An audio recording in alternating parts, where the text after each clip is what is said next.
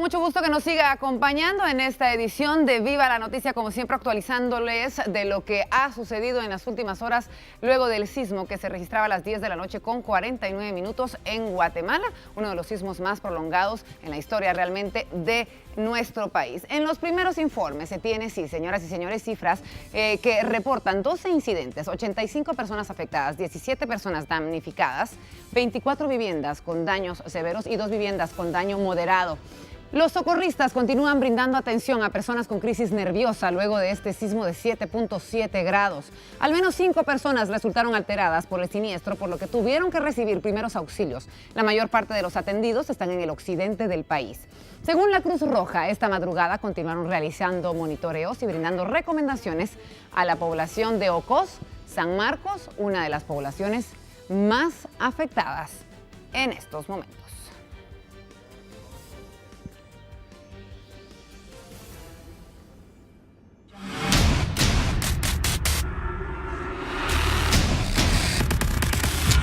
Y tenemos que cambiar de tema, pero nos enfocamos a hablar en lo que está sucediendo en Miami y en todo el sur de Estados Unidos con la amenaza de Irma y lo que se ha estado viviendo en las últimas horas en torno a la cancelación de vuelos de diferentes aerolíneas hasta este lugar. La Dirección General de Aeronáutica Civil informó sobre los vuelos que han sido suspendidos por el paso de este huracán.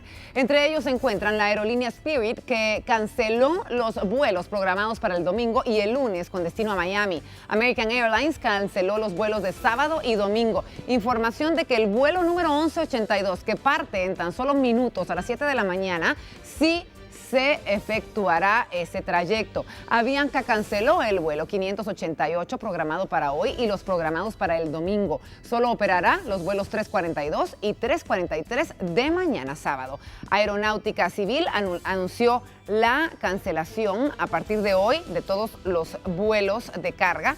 La advertencia es que los pasajeros de cualquiera de estos vuelos de los próximos 3 días se comuniquen con las respectivas aerolíneas para encontrar una solución según las políticas de cada compañía. Mientras tanto, el único vuelo que sale hoy de Guatemala a Miami es el de American Airlines, que está a punto de despegar en algunos 19 minutos. Entonces, ahí tiene usted la información de lo que sucede en cuanto a los vuelos en los próximos días a Miami. Y tenemos a continuación información importante de lo que ha sucedido en México y cómo algunos compañeros periodistas nos informan de lo que está sucediendo en este país vecino. A continuación les quiero dejar a Adiel Pereira del grupo radial Radiorama en Chiapas, México, que tiene un mensaje muy importante para transmitir a la población guatemalteca. Hola Luis Cano, te saludo con gusto esta madrugada, ya después de la 1 de la mañana aquí en la capital chiapaneca, el estado del sur de la República Mexicana, donde fue el epicentro de este terremoto de 8 grados Richter, según ha acomodado y ajustado la cifra que había sido preliminar de 8.1 y había sido documentado el epicentro a 111 kilómetros al suroeste de Pijijiapa, en un municipio que está en el centro de la costa de Chiapas, en el litoral del Pacífico. Ha sido acomodado ahora a 137 kilómetros del municipio de Tonalá. Ahí en alta mar fue identificado el epicentro de este terremoto, que fue de magnitud de 8.0, ha ajustado el Sismológico Nacional en México. Te informo que hay al menos 2 viviendas dañadas de adobe en Motocintla, que está en la parte de la sierra, en la cordillera central que colinda con Guatemala. También hay daños parciales en casas antiguas hechas de material de adobe, de barro, en la parte de Tonalá, donde fue el epicentro de este terremoto. También en Tuxtla Gutiérrez hay daños en una plaza recién inaugurada, una plaza que se llama Ámbar, que está ubicada en la parte oriente norte de Tuxtla, en la entrada hacia el municipio turístico de Chiapa de Corzo. Te informo también esta madrugada que Luis Cano, te informo que hay también daños en uno de los libramientos norte, que es una vialidad muy transitada, una vialidad muy rápida que comunica a los capitalinos aquí en Chiapas, en Tuxtla. Hasta este momento el reporte de Protección Civil es que habrá entre 3 y 5 de la madrugada una alerta de tsunami. Y están previendo nuevas réplicas que podrían significar un riesgo mayor a los 6 grados centígrados que se está pronosticando. Pero bueno, hasta este momento solamente pánico, la gente no duerme a esta hora de la madrugada, está despierta afuera de sus viviendas, tienen las puertas abiertas por cualquier movimiento, salir pronto. Es el reporte que tengo esta madrugada. Te mando un saludo hasta Guatemala. Luis Cano.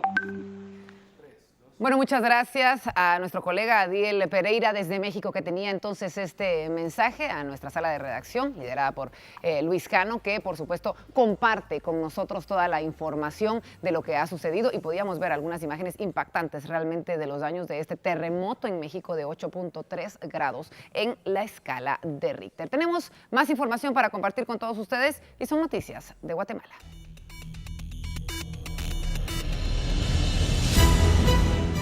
Y tenemos que hablar a continuación, sí, seguir retomando el tema de lo que sucedía ayer a las 10 de la noche con 49 minutos en Guatemala. Hacemos un resumen si usted nos acaba de sintonizar. Le hablamos sobre este fuerte y prolongado temblor que se registró en la noche del jueves en la ciudad de Guatemala, y no solamente en este lugar, sino en varios departamentos. Hasta el momento, los socorristas realizan la supervisión de áreas para verificar si existen personas afectadas. El INSIGUME oficializó que el sismo tuvo una magnitud de 7.7 grados de Richter y hasta el momento no lo cataloga como un terremoto, ya que dependerá de los daños que cause. Además, el INSIGUME informó que el fuerte sismo tuvo una duración de 32 segundos, aunque la CONRED ha confirmado lo que la mayoría de guatemaltecos sintieron, y es que fue de hasta 1 minuto con 20 segundos. Imágenes que surgían anoche daban cuenta de los primeros daños materiales que muestra el colapso de paredes en varios departamentos de Chichicastenango, en Quiché y San Marcos. El epicentro fue a 203 kilómetros al oeste de San Marcos, de acuerdo con el INSIGUME. La red de telefonía e internet registró fallas momentos después del movimiento, y este sismo causa cortocircuito además en el tendido eléctrico de Chimaltenango. Cambiamos de tema y tenemos que hablar de lo que está sucediendo en el Congreso de la República, los ojos entonces en el organismo ejecutivo y cómo la Comisión Pesquisidora acordó citar para hoy a las partes involucradas en este antejuicio en contra del presidente Jimmy Morales. Además, planificaron entregar el informe circunstanciado el próximo domingo, tal y como se había planificado en un inicio. Los integrantes de la Comisión Pesquisidora escucharán a diferentes personas que tienen relación en la denuncia en contra de Jimmy Morales por financiamiento electoral ilícito. Los diputados acordaron citar en la mañana al Ministerio Público, a la CECIG, a autoridades del Tribunal Supremo Electoral y a la Intendencia de Verificación Especial. Por la tarde citaron a la ex contadora de FCN Nación, al representante del partido oficial y al presidente Jimmy Morales. Si bien la ley en materia de antejuicio establece que la pesquisidora escuchará a las partes, los diputados dejaron la posibilidad que el gobernante envíe un informe. Tengo que ver qué actuar va a tomar el señor presidente constitucional de la República, si va a enviar un mandatario, si va a enviar un informe o si él va a comparecer personalmente. No sé qué le digan sus asesores. Esa decisión la van a tomar sus asesores o el propio presidente constitucional de la República de Guatemala. No puedo obtener opinión, señorita. No estoy adelantando criterios. Según el cronograma aprobado por la comisión, el domingo por la tarde entregarán el informe circunstanciado. Sin embargo, los diputados dijeron que se podrían atrasar. Para mí esto no es un caso que sea un juego. Es un caso muy importante y relevante y por lo tanto merece el tiempo y merece la vista importante de cada uno de los miembros. Considero que si necesitamos recabar más información, tenemos que hacerlo para entregar, como lo ha dicho y lo ha manifestado públicamente el señor presidente de esta comisión, con el respeto que usted se merece, un informe al Pleno del Congreso que sea completo y que sea pegado a lo que recabemos en el proceso de los 5, 6 o 4 días.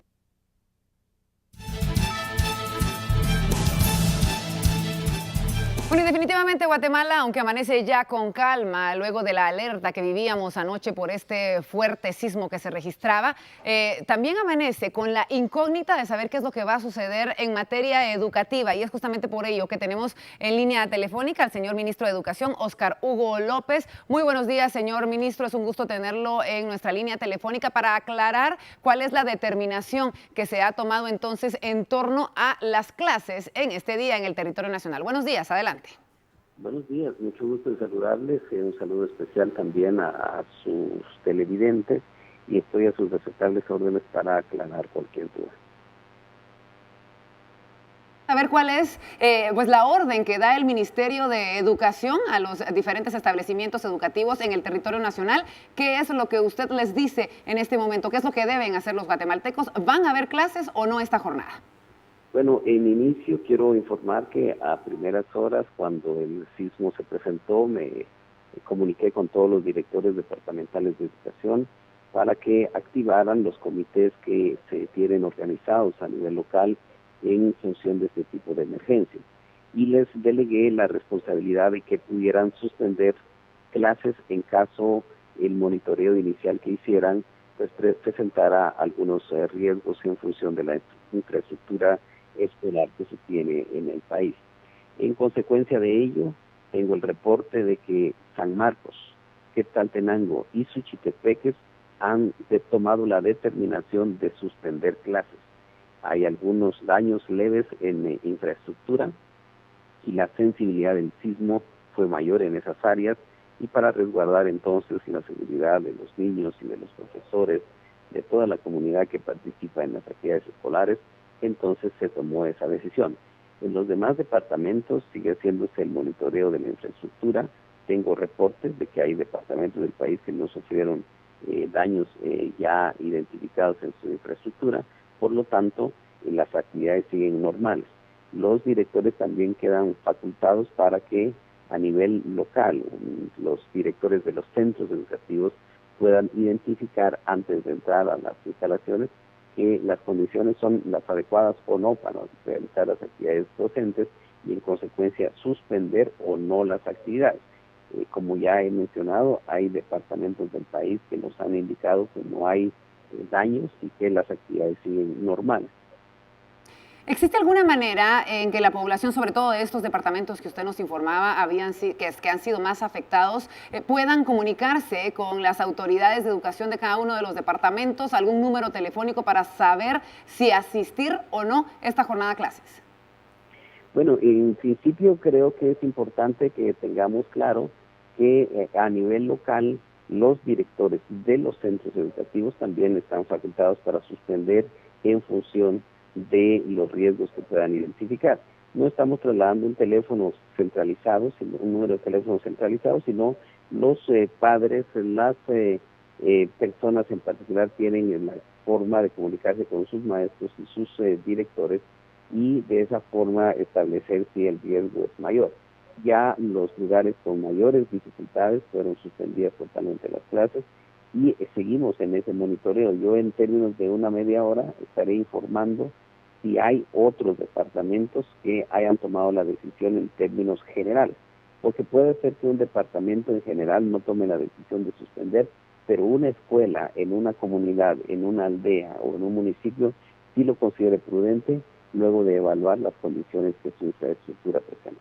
Agradecemos mucho que haya tomado nuestra llamada al señor ministro de Educación, Óscar Hugo López, con información importante de lo que va a suceder, sobre todo en los departamentos más afectados. Hablamos del occidente del país por este sismo en torno a las clases esta jornada. Entonces queda a discreción de cada director y de las diferentes autoridades departamentales de educación decidir si hay o no una jornada estudiantil en este día. Y tenemos que comentarle que se tenía programada una conferencia de prensa para las 7 de la mañana por parte de la CONRED. Esta ha sido trasladada hasta las 8:30 de la mañana y según información preliminar estará el presidente de la República, el señor Jimmy Morales, en la misma. Estaremos ampliando información al respecto y por supuesto que nos trasladaremos hasta la CONRED cuando sea el inicio de esta conferencia de prensa. Mientras tanto, tenemos que seguir hablando de Guatemala. ¿Por qué? Porque esta solicitud de antejuicio en contra de Jimmy Morales lleva un sinnúmero de pasos que debemos seguir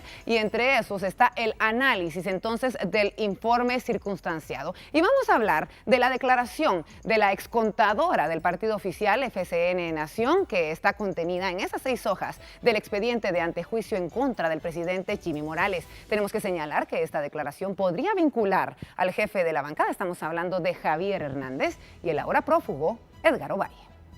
En 6 hojas del expediente del Ministerio Público consta la declaración de Ana Gloria Pérez Monterroso, La contadora, que por casi 8 años trabajó para el partido Frente de Convergencia Nacional y firmó los informes de campaña al menos hasta agosto del 2015, debido a que luego no pudo volver a entregar los informes por falta de documentación. La declaración de la contadora se dio en el Ministerio Público el 11 de enero del 2017. Parte de lo que indicó fue lo siguiente. Los meses en los que no se presentaron los informes al Tribunal Supremo Electoral fue porque no contaba con la información para trabajar los informes requeridos. Las personas con las que yo tenía contacto y comunicación era el señor Javier Hernández, secretario de Finanzas, y el señor Edgar Justino Ovalle. Quien me realizaba el pago es Javier Hernández, en noviembre del 2015. Posteriormente ya no tuve comunicación con el señor Javier Hernández. La contadora relata que presentó su renuncia al ahora prófugo de la justicia, Edgar Ovalle. Le llamé en febrero del año 2016. En esa oportunidad me dijo, esperamos un tiempo porque estaba juntando toda la documentación para trabajar los informes pendientes, pero no se concretó, por lo que en el mes de mayo de ese mismo año presenté mi renuncia. Testimonio que resaltó la fiscal general en la entrevista realizada el miércoles. Esta persona, la contadora, rindió declaración ante el Ministerio Público, la declaración obra en autos, y ella indicó que tuvo que renunciar porque no le proporcionaban toda la información para poder realizar ella su función. De tal manera que es evidente la posibilidad de obstaculización a la función de fiscalización del Tribunal Supremo Electoral. La declaración de Pérez Monterroso fue ante el auxiliar fiscal Orlando Zuleta, que la interrogó. ¿Puede usted indicar cuánto ganaba? ¿Cómo le pagaban? Los pagos eran por medio de cheques de ambas cuentas y el pago era en un inicio de 500 quetzales y posteriormente fue de 750 quetzales. ¿Puede usted indicar si usted tuvo conocimiento si se recibieron aportaciones o donaciones superiores a $10,000 estadounidenses? Sí tuve conocimiento de ello, de lo cual se pidieron las declaraciones juradas. Y el Tribunal Supremo Electoral las pidió pero nunca fueron presentadas por los señores Javier Hernández y el señor Edgar Ovalle. ¿Puede usted indicar quién era la persona que manejaba los pagos? Era el señor Javier Hernández durante el periodo 2015 y en el 2016 el coronel Edgar Ovalle. Y la campaña electoral quienes firmaban los cheques eran Jimmy Morales y Javier Hernández. Pérez Monterroso también declaró que FCN mezclaba los fondos de las cuentas bancarias, algo que hizo ver, al igual que el Tribunal Supremo Electoral, del cual se hizo caso omiso. Bueno, y tenemos que seguir hablando de este tema porque según algunos analistas podrían haber otros personajes que están involucrados en este caso. Y es que dentro del expediente de antejuicio de Jimmy Morales están los estados financieros de FCN Nación. Algunos aportes generan dudas debido a que podrían sí estar involucradas otras personas que estuvieron a cargo de las finanzas de este partido. El nombre de Javier Hernández figura en gran parte del expediente de antejuicio en contra de Jimmy Morales. La declaración de la contadora confirma que el diputado fungía como secretario de Finanzas y que junto a Edgar Ovalle tomaban las decisiones, además de tener junto a Jimmy Morales firmar para los cheques de las cuentas de FCN Nación. El congresista dijo que desconocía el testimonio y que al leerlo daría declaraciones, aunque admitió que manejó las finanzas de la agrupación política. Todavía no lo he leído, entonces no conozco el testimonio de la señora que me está diciendo. En cuanto lo tenga, yo le puedo aclarar si se referían a mí. ¿Usted miraba temas de finanzas del partido? Sí, yo apoyaba en algunos temas. No conozco el expediente, no lo he leído, entonces no le puedo hacer comentarios del tema. Yo con mucho gusto, si me buscan al final de la tarde o el día de mañana temprano, voy a estar haciendo las declaraciones.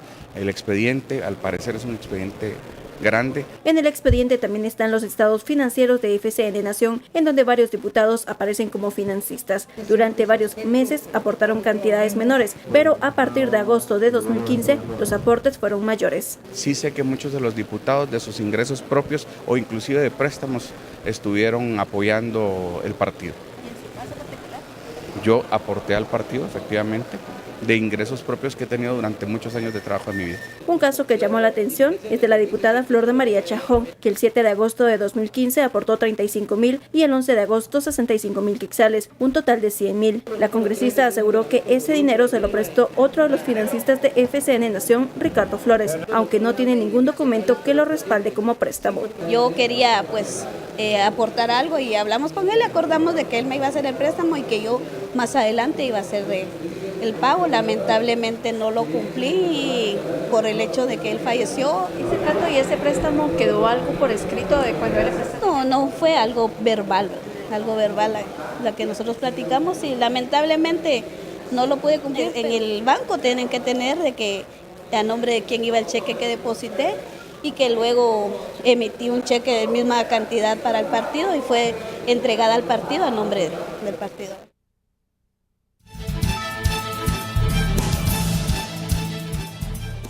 Y hacemos una pausa, más adelante seguiremos analizando este caso de financiación ilícita. Mientras tanto nos trasladamos hasta San Marcos, uno de los departamentos que ha sido más afectado en los últimos sismos, sobre todo por la cercanía que ha tenido con los epicentros. Y está nuestro compañero Whitmer Barrera, corresponsal desde San Marcos, con un reporte no solamente de los daños, Whitmer, sino cómo amanece San Marcos luego de este susto que se vivía a las 10 de la noche con 49 minutos. Adelante, buenos días, escuchamos. Gracias, Verónica. Muy buenos días a los televidentes de Viva la Noticia. Efectivamente, inicio diciendo que a la mayor parte de la población del departamento de San Marcos ya no le cae bien los días con fecha 7. ¿Por qué? Porque el 7 de noviembre del 2012 se registra un terremoto. El 7 de julio del 2014 otro terremoto y el día de ayer, 7 de septiembre, un nuevo sismo de gran magnitud. Sin embargo, fue prolongado, pero como lo han dicho algunos expertos y algunas personas, hizo falta el punto final para que detonara o desencadenara una serie de eventualidades. Afortunadamente, ya hoy por la mañana, cuando el sol está alumbrando, resplandeciendo en los cielos del departamento de San Marcos, pues ya todo ha vuelto a la calma. Se están iniciando las diferentes coordinaciones interinstitucionales para determinar y corroborar los datos de posibles daños que se hayan registrado en el departamento de San Marcos.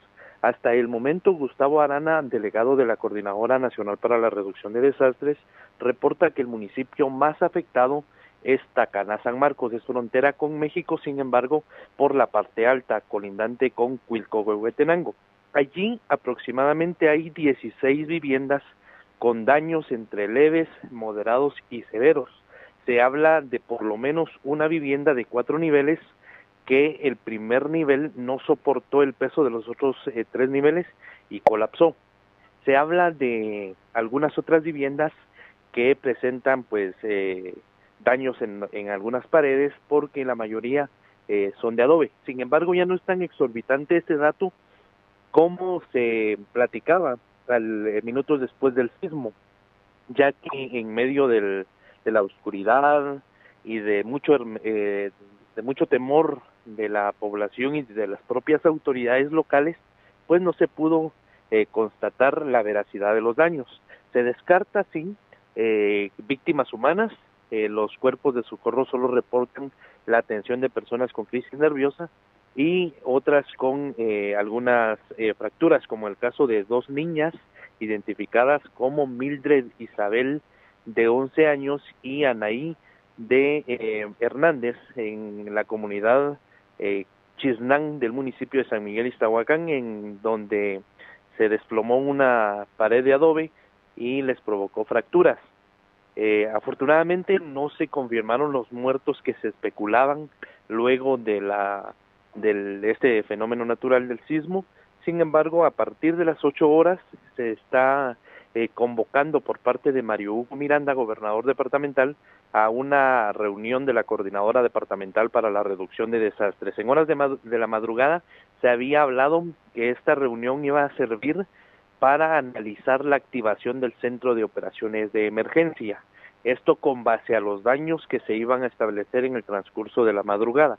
Sin embargo, hasta este momento, cuando ya, reitero, ya está la luz natural, ya se está minimizando la especulación que rodeó luego del sismo que se registró a las 22 horas con 49 minutos. Sin embargo, la reunión serviría para cruzar la información con las diferentes instituciones que tienen incidencia en los 30 municipios del departamento de San Marcos y determinar ya con exactitud cuántas viviendas hay con daños. Sin embargo, preliminarmente, 16 viviendas en Tacaná con daños, en Tejutla 4 viviendas, en San Rafael Pie de la Cuesta 1 y en el municipio de Sibinal, al parecer, hay 2 viviendas con daños. La zona vial de Caminos reporta derrumbes en las principales rutas. Sin embargo, esto no ha obstaculizado el tránsito vehicular. Se reportan derrumbes mínimos como en la ruta hacia la zona costera de la cabecera departamental, pasando por el municipio de San Rafael Pie de la Cuesta y el municipio de San Pablo. En San José, Huetenam y Tejutla también se reportan algunos derrumbes de menores proporciones.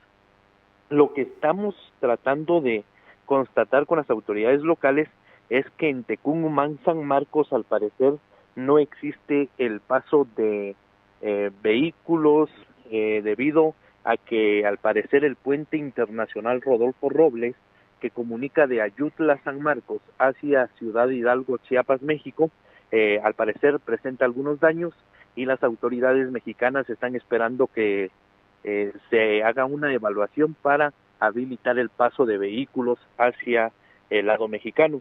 Esta es la información que podemos trasladarles. Se había emitido una alerta de tsunami para el mar Pacífico, es decir, para los municipios de Ocos y La Blanca, San Marcos. Según el delegado de la Coordinadora Nacional para la Reducción de Desastres, Franz Quis Velázquez, ha indicado que a eso de las 4:30 de la madrugada, los vecinos de la comunidad Almendrales del municipio de La Blanca, San Marcos, reportaron algunos retumbos en el mar.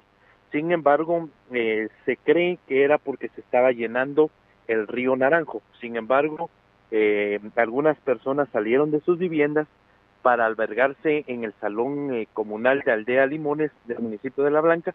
Sin embargo, todo ha vuelto a la normalidad.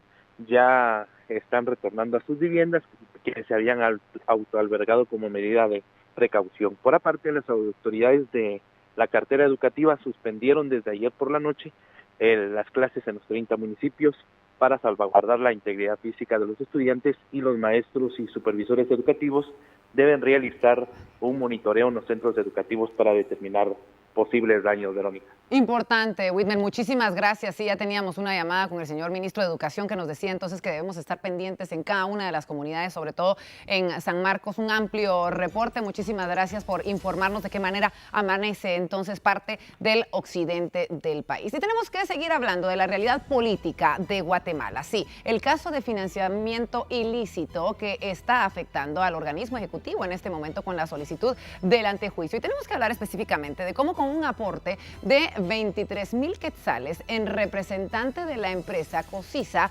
aparece entre los financistas de FCN Nación que no fueron reportados. Un dinero que fue entregado al diputado oficialista Adín Maldonado. La compañía constructora de obras civiles Sociedad Anónima también aparece en el expediente, debido a que su representante legal, Rafael Ángel Díaz Amos, dio un aporte monetario para el partido político Frente de Convergencia Nacional, FCN. Díaz Amos también está siendo procesado en el caso Construcción y Corrupción. El ingeniero declaró en el Ministerio Público el 24 de agosto del 2017 en la Fiscalía contra Delitos Electorales. El representante de Cosisa detalló que quien fue su contacto en el partido político fue Adín Maldonado, ahora diputado de FCN. En el expediente se registra que Samos relató que aportaría 200,000 quetzales, pero Adín le dice que si se puede aportar más, por lo que al final aporta 229,000 quetzales al partido, el que fue dado en cheques que fueron girados el 22 de octubre. Exactamente coincide con la segunda vuelta de votaciones realizadas el 25 de octubre del 2015. Samos señala que después de esa reunión de media hora con el ahora diputado, no se volvieron a reunir. En el interrogatorio también Samos especifica que Cosisa recibió 3 contratos del Estado en el periodo de Jimmy Morales, que representan 132 millones de quetzales en total. El primero es por 22 millones, el segundo por 34 millones y el tercero por 75 millones de quetzales. Dicha declaración está contenida en la página 902 a la 904 del expediente de antejuicio contra Jimmy Morales.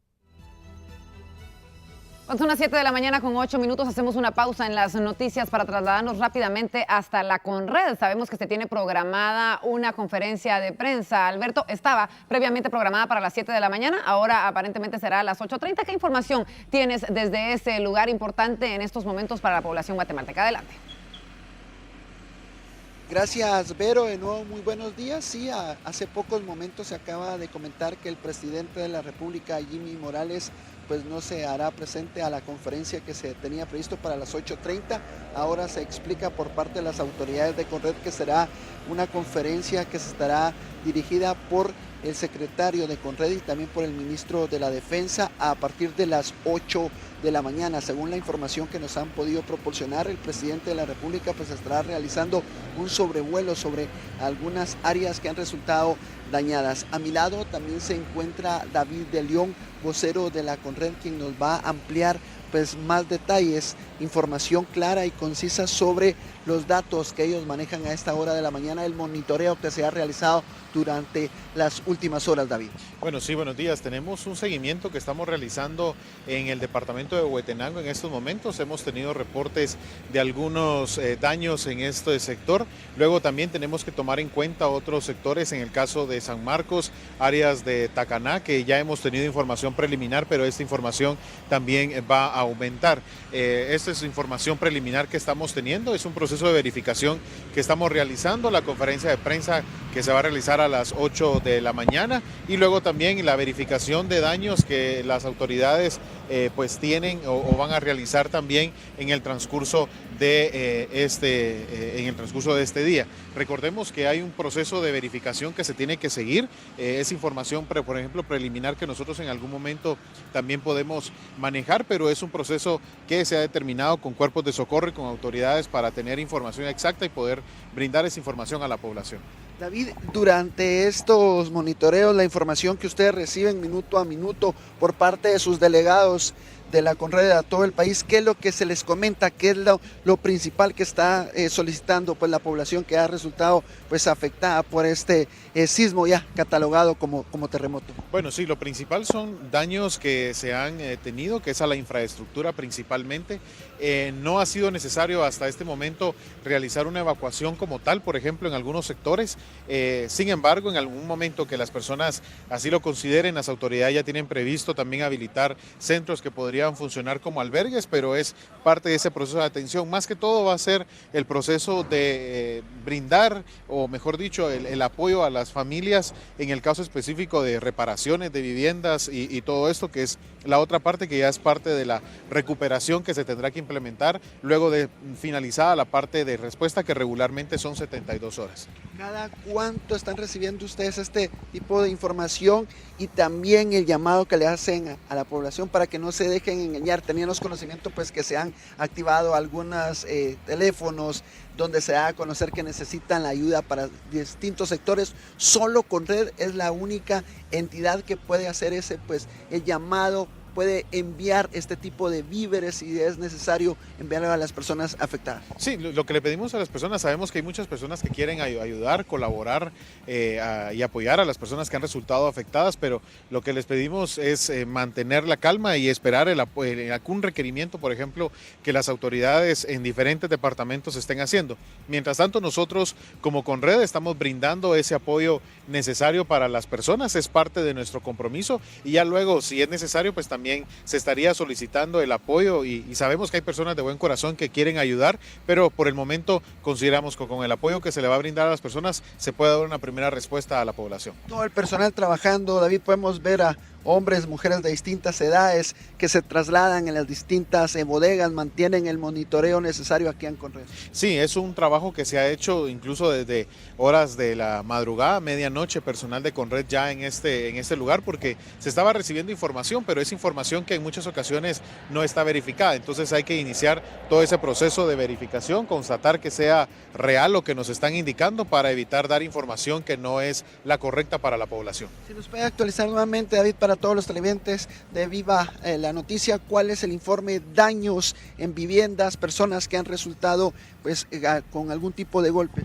Bueno, sí tenemos hasta este momento el dato de 2 personas que resultaron heridas, el caso específico también de 85 personas afectadas. Hablamos que ya son hasta este momento más de 40 viviendas con algún tipo de daño también que se han tenido. Reporte de fallecidos no se tiene hasta este momento. Sin embargo, también estamos a la espera de recibir mayor información. Consideramos que ya en horas de la mañana podríamos tener mayor reportes de incidentes debido a la condición que ya se puede observar todo un panorama de qué es lo que ha generado este sismo. ¿Han recibido ustedes algún tipo de información por parte de las autoridades del Ministerio de Educación, clases que se han suspendido en algunas escuelas en el interior de la República, David? Bueno, teníamos conocimiento que en sectores de San Marcos y Quetzaltenango se tenía esta suspensión que se ha dado. Otros departamentos queda a discreción de las autoridades de las direcciones departamentales.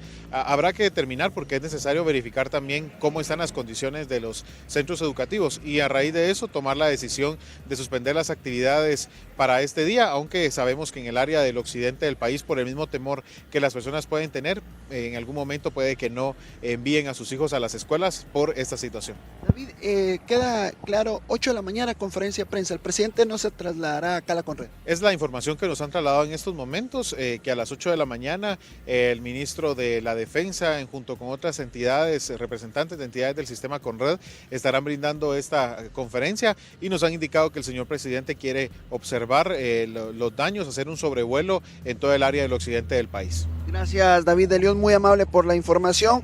Bueno, han escuchado ustedes en voz de David de León, vocero de la Conred, este tipo de datos que han recabado las autoridades de Conred durante las últimas horas.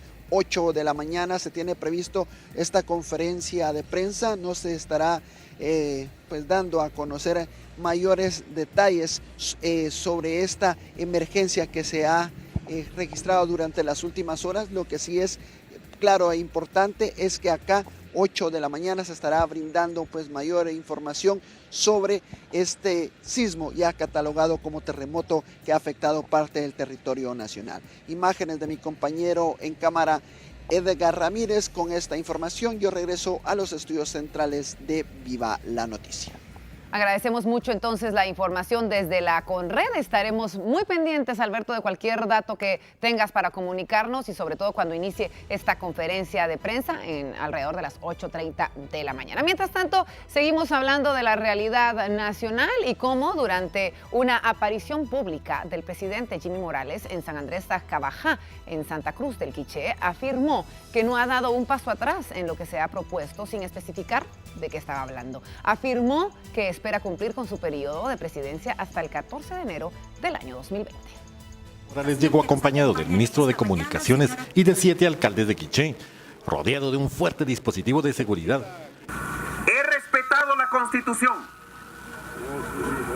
respeto las Cortes, no me he metido en ningún caso ni familiar ni nacional. Tras finalizar el acto protocolario, la seguridad del presidente impidió que la prensa se acercara a él, provocando enfrentamientos, resultando golpeado un reportero de un diario escrito. Presidente, el mejor de los éxitos. Presidente, yo quiero saber del antejuicio, señor presidente. ¿Cuál es la situación en el antejuicio? No quisiéramos saber, señor presidente. Presidente. Los de la SAA me pegaron un golpe uno de ellos me pegó un golpe en el área de acá. Es lamentable esta situación. Un grupo de personas de Canía Quiché intentó desplegar pancartas en apoyo al presidente, pero fueron retiradas tras la solicitud del presidente de la gremial de transportistas, quien dijo que la actividad no era para apoyar a nadie.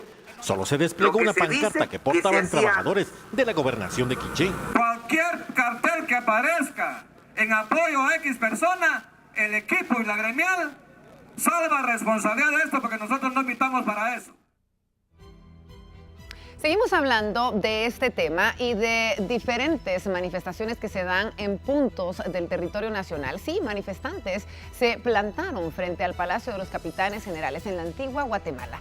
En este lugar exigieron al Congreso que se le retire la inmunidad al presidente Jimmy Morales. La acción se llevó a cabo en el lugar en donde se realizó una actividad cívica a la que acudió el vicepresidente Jafet Cabrera. El manifestante se plantó frente al Real Palacio de los Capitanes Generales de Antigua Guatemala, donde se desarrolló una actividad cívica en conmemoración de los 196 años de independencia de la corona española, y participó el vicepresidente Jafet Cabrera. La consigna de los inconformes fue el rechazo a la corrupción. Que aquí se le dio proceso, o no podemos tener una nueva encuesta, y no podemos tener más corrupción en el país. Con carteles en mano, rechazando el actuar del presidente Morales, también realizaron el llamado a los congresistas que integraron la mesa pesquisidora para que actúen en contra de la corrupción que impera en el país. Nuestro diputado, Xcamey, me imagino que va a hacer un excelente papel dirigiendo esa mesa. Me imagino que va a agilizar de una manera ejemplar el proceso y eso va a llegar a conocerse en el Congreso de la República. Y me imagino que los diputados, si quieren volver a ser electos, porque obviamente es una carrera y han invertido mucho, van a hacer lo que tienen que hacer para quitarle la inmunidad al presidente y que se investigue como cualquier ciudadano sin pecado de corrupción.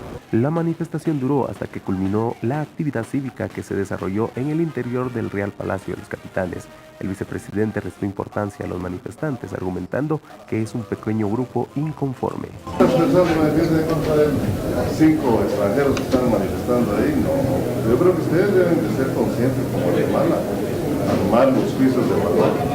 Cabrera aseguró que es una persecución política contra el presidente, sin fundamento jurídico, ratificando su apoyo y trabajo con Morales.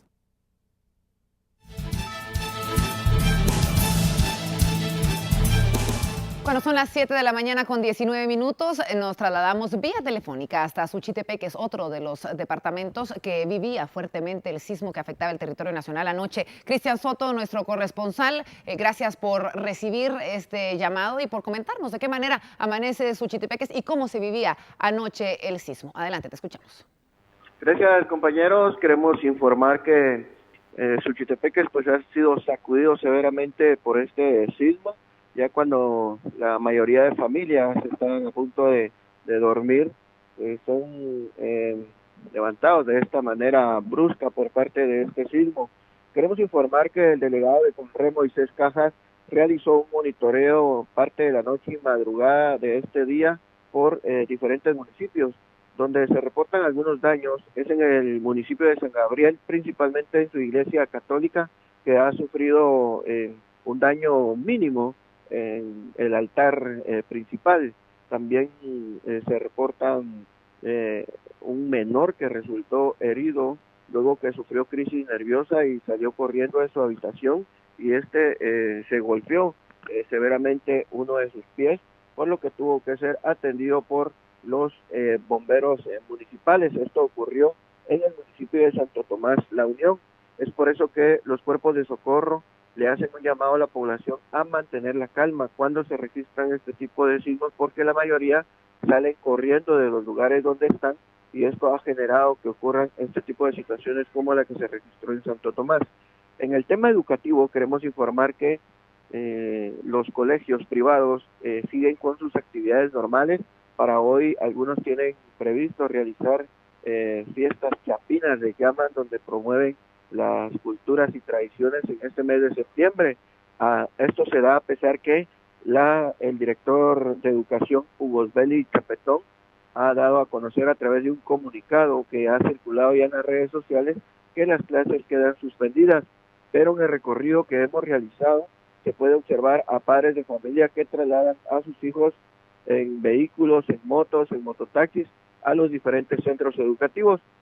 Lo que ha solicitado la Dirección Departamental de Educación es que los maestros sí asistan a las escuelas, pero para poder presentar un informe antes de las 9 de la mañana sobre el estado de la infraestructura de los centros educativos. Hasta el momento esto es lo más relevante que ha acontecido acá en el departamento de Suchitepeques. La población pues aún con nerviosismo ante el hecho ocurrido ayer en horas de la noche. Este es el reporte que tengo. Yo soy Cristian Soto. Adelante, compañeros. Agradecemos mucho tu comunicación y este completo reporte de cómo está amaneciendo entonces Suchitepeques. Información importante de diferentes departamentos. Ya nos enlazamos a Quetzaltenango, a San Marcos y por supuesto que tenemos más información de lo que sucede esta jornada en torno a este tema.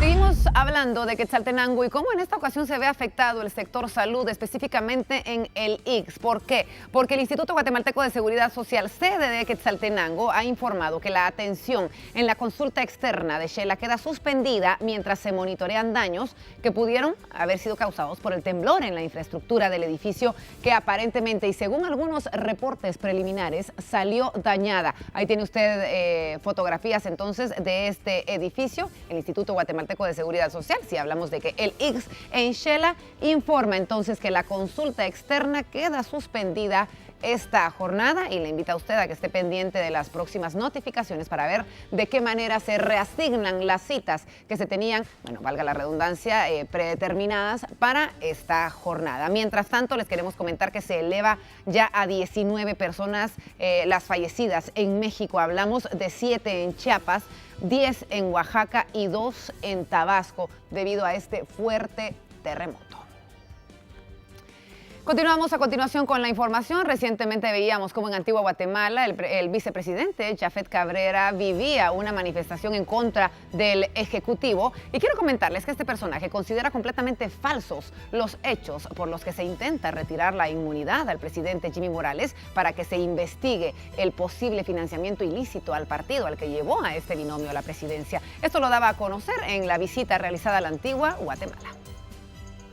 Dice ustedes que ya hay juicios de valor diciéndole a los diputados que tienen, qué es lo que tienen que hacer por parte de la señora fiscal, y eso ahorita lo venía escuchando yo en los medios de comunicación. Es espurio por lo que lo están juzgando. Si el Tribunal Supremo Electoral ya había dictado una medida para ese problema de lo que es el financiamiento del FCN.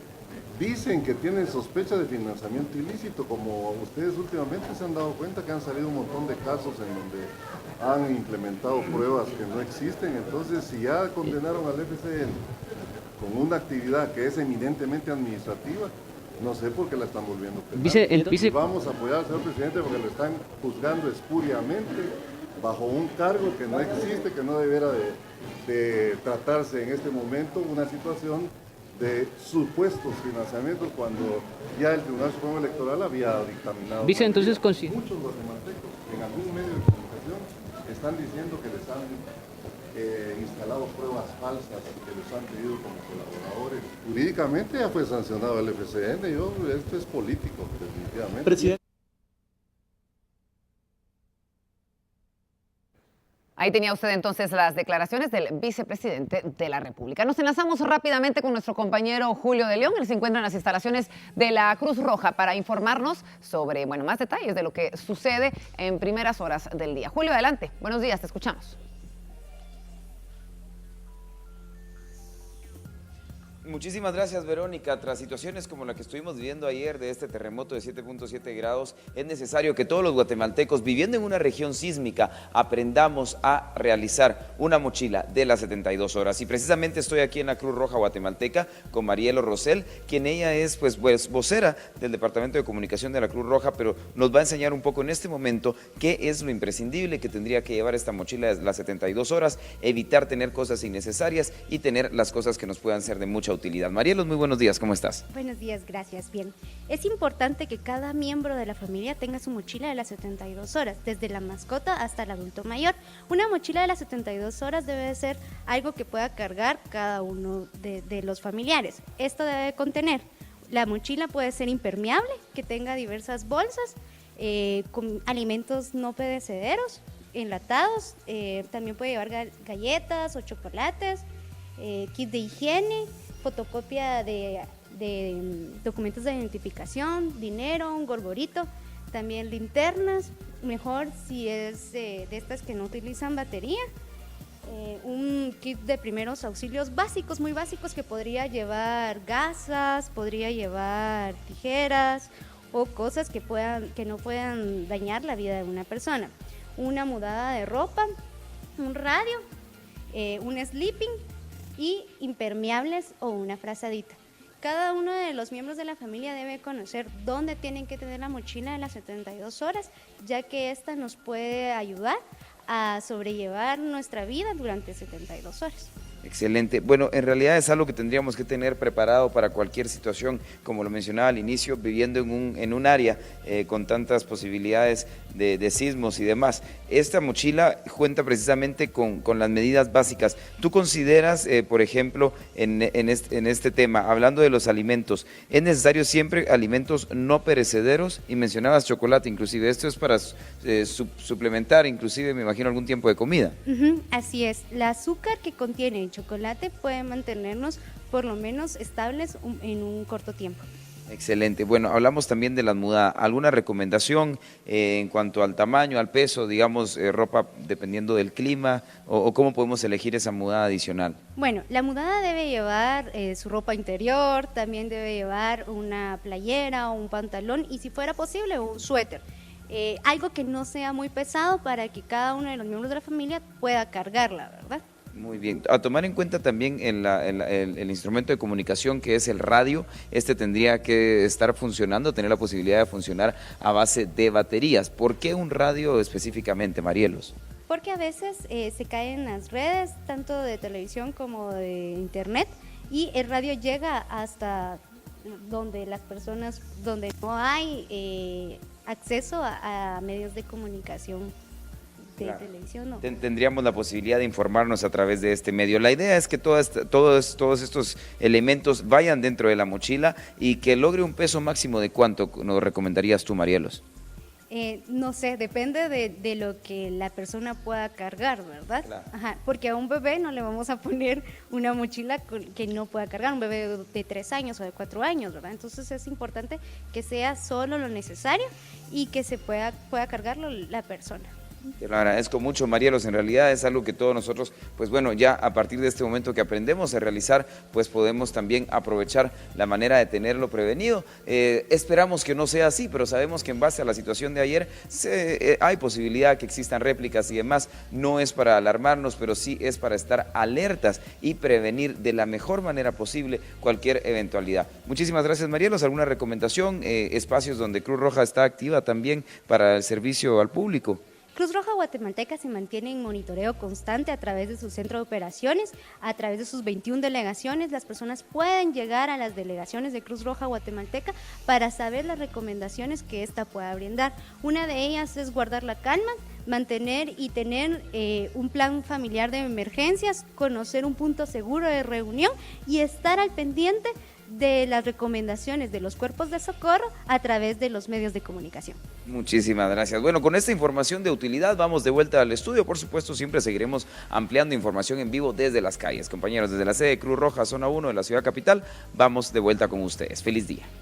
Muchas gracias. Importante información la que nos transmite entonces nuestro compañero Julio de León desde la Cruz Roja, y más adelante nos seguimos enlazando para más detalles importantes. Mientras tanto, tenemos que hablar del tránsito. Es viernes y aunque Guatemala amanece un poco más calmada de lo que se vivía anoche, bueno, tenemos información de lo que podría pasar en diferentes puntos y ya está con nosotros Dalia Santos. Así que buenos días, Dalia. ¿Cómo viviste el temblor? Y nos da muchísimo gusto que estés bien. Gracias, Vero. Pues definitivamente creo que todos los guatemaltecos nos alarmamos, pero hay que guardar la calma ante estas situaciones generadas por la naturaleza para poder evitar algunos incidentes. Incluso la Policía Municipal de Tránsito de Villanueva inició con un monitoreo dentro de su jurisdicción, tomando en cuenta que podrían darse algunos desprendimientos de roca o incluso caída de vallas publicitarias. Pero minutos después del fuerte sismo, se reporta que el sector de Villanueva no habían daños, se monitoreó puntos vulnerables para este tipo de situaciones y no se reporta ningún tipo de daño. Pero es viernes, como han mencionado, y el tránsito vehicular cargado en los ingresos a la ciudad capital. Por lo tanto, vamos a observar qué es lo que está sucediendo en la ruta al Pacífico, una de las rutas principales de ingreso a la ciudad capital. El tráfico continúa bastante lento de ascenso hacia la calzada Raúl Aguilar Batres. Si observamos hacia el sector sur, también tenemos esa presencia de carga vehicular. Es viernes, muchas personas están viajando hacia el interior del país y esto es provocado también por lo que usted en este momento está observando. Se reportan alrededor de 5 vehículos averiados en el ascenso de la Vía Lobos. Vemos que estos vehículos averiados regularmente obstruyen el paso sobre carriles izquierdos. sobre el carril central de la Vía Lobos y esto va generando impacto en el tránsito. Incluso la fila de vehículos a esta hora se reporta a la altura del kilómetro 16 de la Ruta al Pacífico. El servicio de motogrúa pues está alerta en la Vía Lobos, donde se reportan pues más de 4 vehículos averiados movilizados de la vía pública. Y esto es lo que sucedió en horas de la mañana. Es importante dárselos a conocer, tomando en cuenta que los viernes existe esa posibilidad de un incremento de hechos de tránsito, como también incremento de víctimas fallecidas y víctimas heridas. Este hecho de tránsito se registró en el kilómetro 18 de la Ruta al Pacífico. La PMT de Villanueva finalizó el procedimiento y el retiro de este vehículo que chocó contra la barda protectora del viaducto del ingreso a la colonia Lindavista. Se sabe que los agentes movilizaron este vehículo y dejaron totalmente libre la vía pública. No se reportaron personas heridas, pero sí tránsito lento. Y esto es lo que sucede en el kilómetro 15, punto de referencia donde se está reportando el tránsito vehicular. A esta hora se ha informado por parte de la PMT de Villanueva que el tránsito se mantiene sobre el kilómetro 15 al kilómetro 15.5. Incluso ya ha finalizado el carril reversible. Este reversible finaliza a las 7:30, así que debe de permanecer en el carril en el cual le corresponde circular. También se reporta este vehículo averiado en la salida del SEGMA para las personas que vienen en unidades del transporte colectivo, que van a salir del SEGMA, del área de la zona 12. La PMT ya está brindando la asistencia vial. Importante que usted porte toda la herramienta necesaria para un cambio de llanta. El conductor no portaba la herramienta necesaria y esto atrasa la reparación del vehículo y que pueda ser movilizado de la vía. Ahora vemos un hecho de tránsito en el área de Ciudad Real. Se informa que están bloqueados 2 carriles, pero la PMT ya se dirige al lugar para poder movilizar. Usted observa una unidad de transporte colectivo de la empresa Cotraubín que viene del sector de Villanueva hacia el Trébol, pues colisiona con un vehículo de alquiler. Esta colisión bloquea 2 carriles de ascenso que ya repercute sobre Prados de Villahermosa, donde los usuarios están reportando que el tránsito está totalmente lento hacia la ciudad capital. Y también pues los agentes de la PMT brindan asistencia prehospitalaria a un motorista que derrapó sobre la cinta asfáltica. La PMT pues está con todos los conocimientos en primeros auxilios, incluso el agente que usted observó es bombero voluntario y esto pues presta el mejor servicio a la población, así que tome en cuenta que se están dando una serie de hechos de tránsito. Es viernes y existe esa posibilidad que se incrementen los siniestros viales, así que usted respete las señales de tránsito. Y le dejamos una alerta: en la zona 1 de Villanueva no funcionan los semáforos después de este fuerte sismo. Ya se está coordinando que se pueda reparar, se puedan revisar. Mientras tanto, usted tome sus precauciones y obedezca las instrucciones de los agentes de la PMT de Villanueva. Así que la información que les comparte este fin de semana la Policía Municipal de Tránsito de Villanueva. Verónica, continúa con más información. Agradecemos mucho cada detalle, Dalia, y más adelante sabemos que sí, tenemos más recorridos para poder brindarles a ustedes de qué manera va avanzando este viernes en materia de tránsito. Pero como siempre, todas las mañanas agradecemos a Banco GIT Continental por esta buena noticia que nos traslada a los guatemaltecos. Las buenas noticias son presentadas para quienes quieren más de la cuenta. La llama de la libertad que permanece encendida en el monumento Los Próceres en la Plaza Obelisco será testigo de la celebración de Independencia 196. Aquí, el próximo 14 de septiembre, desde las 7 de la mañana, se reunirán diversos grupos para encender la llama de su antorcha. Bueno, el fuego, como todos sabemos, representa la libertad, pero realmente lo que representa es llevar a cada rincón de nuestro país, a cada municipio, a cada aldea, a cada departamento, pues justamente ese fervor patrio y ese deseo y ansia de libertad que tenemos todos los guatemaltecos. La Dirección General de la Educación Física gestiona la actividad y recomienda no utilizar gasolina y utilizar combustibles como el queroseno o gas, entre otras recomendaciones. Tener mucha precaución, el circular por el lado derecho, el tratar de mantener bloques lo más cercanos posible, no distanciarse demasiado, el que haya un extinguidor dentro de las diferentes caravanas que van a participar, que haya hidratación también durante el recorrido. El 14 de septiembre circularán 25,000 antorchas en todo el país. Las buenas noticias fueron presentadas por GIT Continental, el banco de tu vida.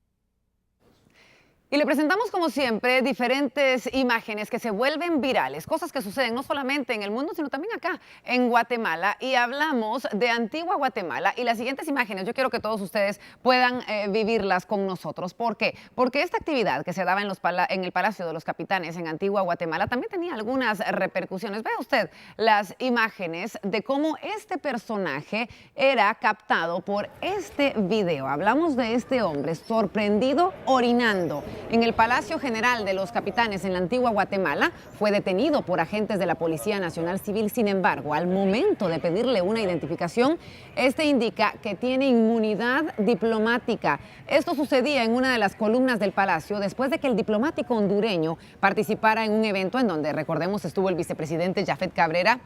Se desarrollaba una actividad cívica conmemorando los 196 años de independencia de la corona española. Paz Cirque fue detenido luego de ser captado orinando, y no solamente esto, por conducir en contra de la vía y en estado de ebriedad. La Policía Nacional Civil le pidió su documentación, pero luego del evento solo le dijeron que se estacionara mientras le pasaba la embriaguez. Ahí tiene usted estas imágenes que se convertían en virales en tan solo minutos en Guatemala. 7 de la mañana con 38 minutos. Hacemos una pausa comercial, pero se vienen más noticias. Tenemos noticias departamentales, del mundo y mucha información. Quédese con nosotros.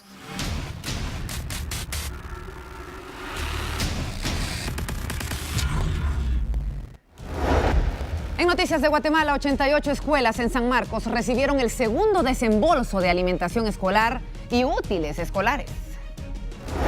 Además, el poderoso huracán Irma causó estragos en varias islas del Caribe. Irma se considera el huracán más fuerte en la historia del mundo. Le presentamos además estas imágenes. Un piloto arrastra a la policía luego de no respetar el alto de este agente. Esto sucedía en China. 7:38. Esto es Viva la Noticia.